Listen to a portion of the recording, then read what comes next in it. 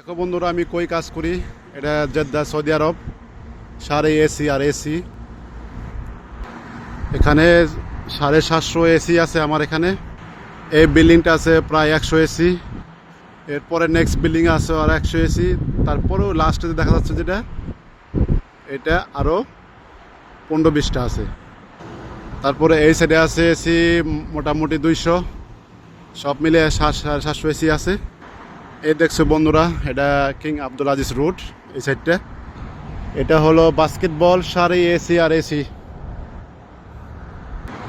এখানে দেখতে পাচ্ছেন এসি আরও।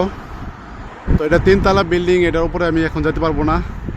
এই সেটা সমস্যা, একদম ফ্রিউনি আমি লাগাইছি কিন্তু ফ্রিউনি একদম জিরো, এটা লিক আছে।